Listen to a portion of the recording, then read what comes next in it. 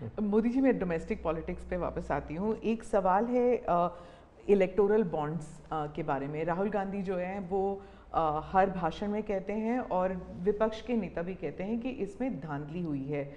आपकी पार्टी के लोग भी कहते हैं कि अगर गलती है, अगर इसमें कोई गुंजाइश है इसके सुधार में, तो वो कर सकते हैं। क्या ये गलत फैसला था इलेक्टोरल बॉन्ड्स का? पहली बात है कि हमारे देश में लंबे अरसे से चर्चा चली है कि चुनावों में काला धन एक बहुत बड़ा खतरनाक खेल हो रहा है। देश के चुनावों को काले धन से मुक्ति मिले, इसके लिए कुछ करना चाहिए। चर्चा लंबे समय से चल रही है। चुनाव में खर्च तो होता ही होता है, कोई इनकार नहीं कर सकता है। मेरी पार्टी भी करती है, सब पार्टियां करती है, कैंडिडेट भी करते हैं, और पैसे लोगों से लेने पड़ते हैं, सब पार्टियां लेती हैं। मैं चाहता था कि हम कुछ कोशिश करें कि इस काले धन से हमारे चुनाव को कैसे मुक्ति मिले, ट्रांसपेरेंसी कैसे आए। एक प्रामाणिक पवित्र विचार मेरे मन में था। रास्ते खोज रहे थे, एक छोटा सा रास्ता मिला, वही पूर्ण है। वैसे हमने उस समय भी क्लेम नहीं किया था, पार्लियामेंट में डिबेट में सबने उसको सराहा भी था। आज जो लोग उलट पुलट बोल रहे हैं उन्होंने सराहा था, पार्लियामेंट डिबेट देख लीजिए। हमने कैसे कैसे काम किया, जैसे 1000 और 2000 के नोट खत्म कर दिए। चुनाव में वही बड़े बड़ी मात्रा में ट्रैवलिंग करते हैं, क्यों कि ये काला धन खत्म हो। हमने, सुप्रीम कोर्ट ने कहा था कि 20,000 रुपये तक पॉलिटिकल पार्टियां कैश ले सकती हैं। मैंने कानून बनाकर, नियम बना करके 20,000 को 2,500 कर दिया। क्यों? क्योंकि मैं नहीं चाहता था कि ये कैश वाला कारोबार चले। फिर मैंने कहा है कि इलेक्टोरल बॉन्ड, कि जो पार्टी अपना सीक्रेसी मेंटेन करना चाहती है। होता था क्या, जैसे हम पहले बीजेपी में चेक से पैसा लेंगे तय किया, तो सब व्यापारी लोग हमें आकर के कहें साहब हम चेक से दे ही नहीं सकते। हमने कहा क्यों नहीं दे सकते? बोले हम चेक से देंगे तो हमें लिखना पड़ेगा, हम लिखेंगे तो जो सरकार है वो देखेगी कि ये विपक्ष को इतना पैसा दिया, तो हमें तो वो परेशान करेंगे। तो बोले हम तो पैसे देने के लिए तैयार है, लेकिन चेक से नहीं देंगे।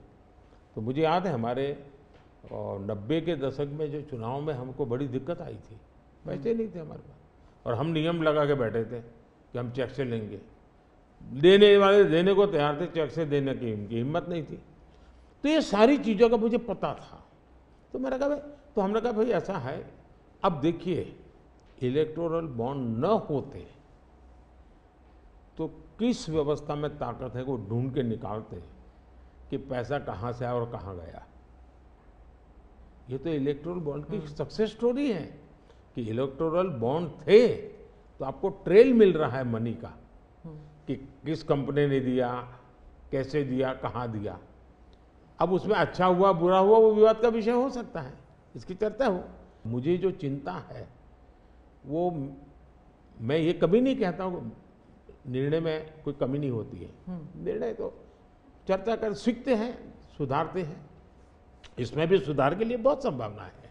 लेकिन आज हम पूरी तरह काले धन की तरफ देश को धकेल दिया है, और इसलिए मैं कहता हूँ सब लोग पछताएंगे। जब बात बस ईमानदारी से सोचेंगे सब लोग पछताएंगे। अब देखिए इलेक्टोरल बॉन्ड का भी विशेषता देखिए कैसा झूठ चल रहा है। कुल देश में 3000 कंपनियों ने इलेक्टोरल बॉन्ड दिए हैं।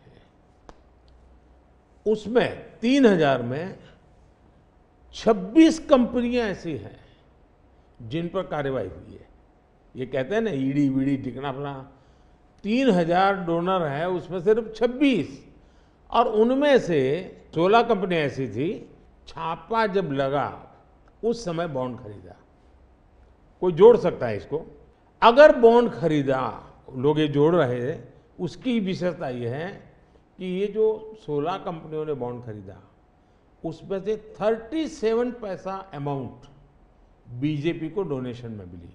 63% बीजेपी के विरोधी पार्टियों को मिली। अगर पूरे जोड़े जाएं तो हाँ। मैं ये 16 कंपनी जिसका ईडी सीबीआई कोई ना कोई उस समय एक्शन भी हुआ और बॉन्ड भी निकला, 37% अमाउंट बीजेपी ने, 63 ऑपोजिशन को। क्या ईडी रेड करे और ऑपोजिशन को डोनेशन देने का कार्यक्रम वर्क करे? क्या बीजेपी ऐसा करेगी? इसका मतलब कि 63% पैसा विपक्ष के पास जाए और आप आरोप हम पर लगाएं, लेकिन उनको गोलमोल बोलना है और भाग जाना है। हम ट्रांसपेरेंसी की बात करते हैं तो विपक्ष कहता है कि ईडी, सीबीआई, आईटी, सारे के सारे इदारे जो हैं, इलेक्शन कमीशन को भी जोड़ते हैं वो, कि सारे इदारों पर बीजेपी हावी है और लेवल प्लेइंग फील्ड है ही नहीं। मतलब they already making the ground कि इलेक्शन जो है वो फेयर नहीं हो सकता। इसमें एक भी कानून मेरी सरकार ने नहीं बनाया, चाहे ईडी हो, सीबीआई हो, चाहे इलेक्शन कमीशन। ऊपर से हमने तो इलेक्शन कमीशन में सुधार किए हैं। आज इलेक्शन कमीशन बनता है तो ऑपोजिशन भी उसमें होता है। पहले तो प्रधानमंत्री एक फाइल पे साइन करके इलेक्शन कमीशन बना देता था, और जो उनके परिवार के साथ निकट जुड़े थे ऐसे ऐसे लोग इलेक्शन कमिश्नर बने थे। ऐसे लोग इलेक्शन कमिश्नर बने थे जो वहाँ से निकलने के बाद राज्यसभा के मेंबर बने, उनकी सरकार के मिनिस्टर बने। ऐसे इलेक्शन कमिश्नर बने थे जो कांग्रेस के बाद में कैंडिडेट बने। और इसलिए हम उस लेवल पे प्ले नहीं कर सकते, तो हमारा लेवल प्ले फील्ड हो ही नहीं सकता, हम ऐसे बन ही नहीं सकते। हम अच्छे रास्ते पर जाना चाहते हैं, हम उस रास्ते पर जाना नहीं चाहते। दूसरी बात है, आखिर ईडी सीबीआई कैसे बनी? ईडी वगैरह का आप देखेंगे या इलेक्शन कमीशन का अपने एक कहावत है, नाच न जाने आंगन टेढ़ा। और इसलिए कभी ईवीएम का बहाना निकालेंगे, कभी मूलतः पराजय के लिए वो कुछ रीजनिंग अभी से सेट करने में लगे हैं ताकि पराजय उनके खाते में न चढ़ जाए। वो कह रहे हैं लड़े कैसे आप? या तो ऑपोजिशन लीडर्स को जेल में डाल रहे हैं, या फिर अगर वो आपकी पार्टी में आ गए तो सारे पाप धुल गए। कितने ऑपोजिशन लीडर जेल में हैं? कोई मुझे बताए।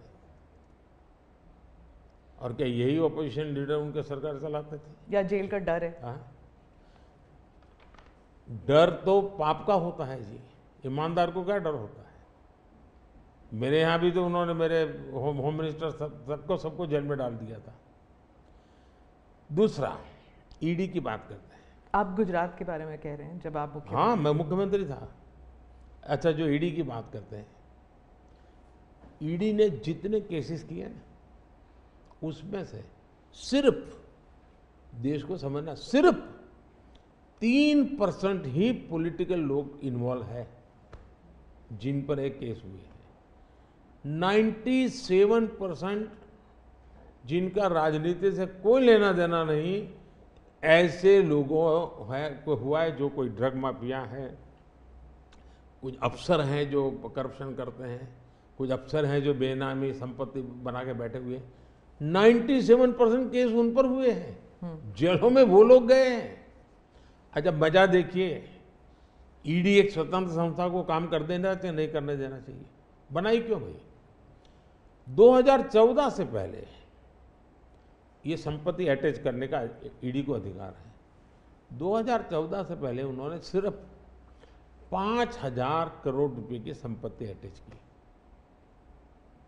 कौन रोकता था ईडी को भाई? और किसके लाभ में कहता?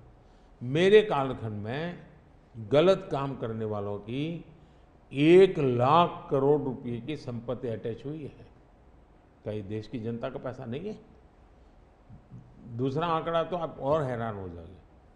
2014 पहले इसी ईडी ने देश में से 34 लाख रुपए, 34 लाख रुपया कैश जब्त किया था।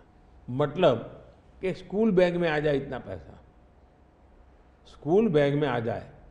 पिछले 10 साल में हमने 2,200 करोड़ रुपया कैश जब्त किया है, 2,200 करोड़ रुपया कैश जब्त किया है। कहाँ 34 लाख,